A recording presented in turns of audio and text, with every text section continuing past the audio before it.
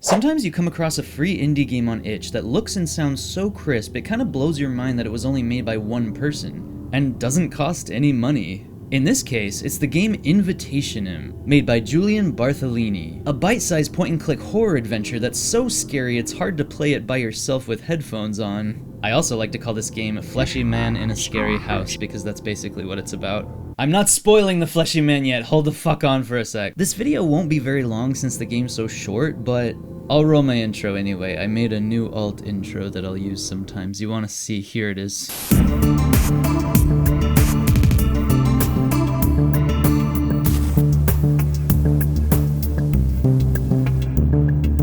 So in INVITATIONEM, you start the game standing on the road somewhere in France, in the middle of the woods on a cold, rainy night. While walking down the road, you find a creepy house, something that always happens in horror games, and of course you go inside. Even though right as you approach the house, you hear this. Yeah, let's just walk right on into that place, looks fun. Also, wait, is that the sound of people talking somewhere inside? Well, cool, that means people can probably help me, right? Right?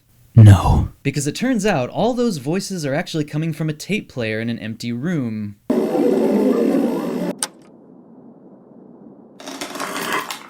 Well, the sound of a horrifying creature scuttling behind me isn't too weird.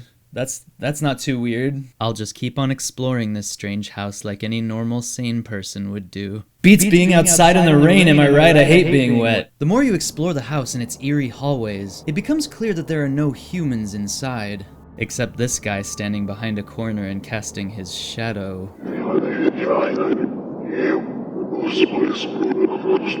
Yeah, I'm pretty sure that's not a human. At least it's a humanoid. It's got 2 arms and legs. Maybe that's better than if it was like a giant badger or a giant raccoon. I'd get ripped apart if it was a giant raccoon in this hallway. Ah, no! It's watching me and it knows how to close doors. Did it do that to be passive-aggressive or was it just feeling shy? Our main character says, "What was that? Okay, better not disturb the forces that haunt this place." Oh well, at least he's respecting their boundaries. I'm scared of walking through this house now, I hate this. The creature could be anywhere. Also, the front door has mysteriously become sealed shut, so that's nice. Perhaps by the forces of evil cult flesh monster magic, I'm just guessing here, but that's my assumption. Also, looking out the bedroom window, our main character says he sees something massive prowling outside around the house, and seems to think that horrible scream outside might have come from whatever it is lurking out there. Also, this game is short, and I'm spoiling all of it, just as a warning. Anyway, you do some puzzles and head to the basement, only to find that an item you need is encased in a jelly jar with some horrible deformed alien hand. You break the jar to get the thing out, but then the hand guy goes and grabs onto it, prompting our main character to say, "Fuck, you piece of shit!" You don't have to be that verbally abusive to the hand. He's not so bad. He just likes to grab onto things on a Sunday afternoon. Once it's time to leave the basement and get your puzzles solved, you look back down the stairs to see... Oh no.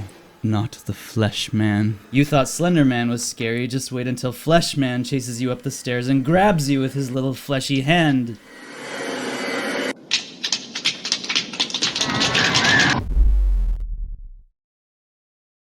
I heard the voice of Jesus say... That was unpleasant. I don't ever want to do that again. Luckily, it was just an illusion or something, like the beings are fucking with us for the lulz, who knows. From here, you climb up to the attic for the big finale, where it appears the bedroom you were in has unexpectedly been replaced by a new hallway, with the same portrait of a sinister man popping up and duplicating the more and more you progress. At the end, there's a breathing organic hole in the wall. Always an awesome thing to see. But then you progress from there and see a TV showing you the hole in the wall you just exited.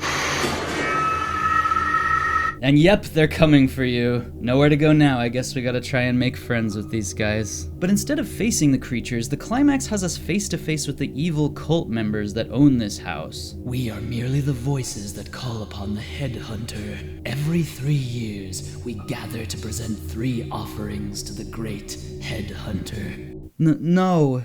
What is this? Don't. Leave me alone. Don't do it. So it turns out they've abducted 2 other human victims to present their heads to some elder god nightmare being, and you're meant to be the 3rd head. And that's how it ends. You just kind of, you know, your head got cut off, probably.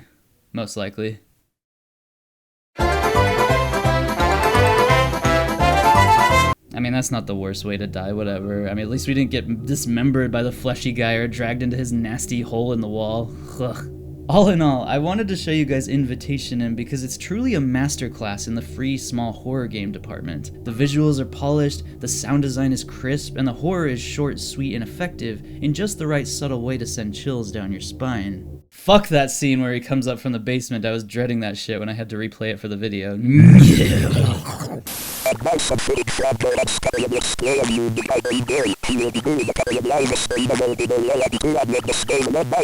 While we're playing as Marotsuki as a little Super Mario, what I always dreamed of.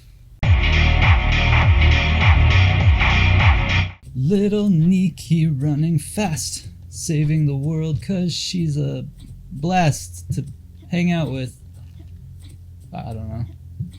We're gonna call her Nikki. We're gonna pretend this game is called Yume and the Nikki in Yume Lands. Everybody put your hands in the air. Wait, let's check out the TV. Awesome shadows. Awesome lighting. That window too, damn. Oh, I love it. Alright, what the fuck's out here? Oh, no, we're in side-scroller land now. This is already kind of disappointing. Because I just expected to be able to, like, walk around. Hello, ring-faced man. He waved at me. Hey, that's awesome, we're friends! Under the dramatic yellow sun, I contemplated my own mortality, the lost childhood innocence of the number dimension. Jesus, child. I didn't even talk to you. Dude, I kind of need to, like, get where you are, too.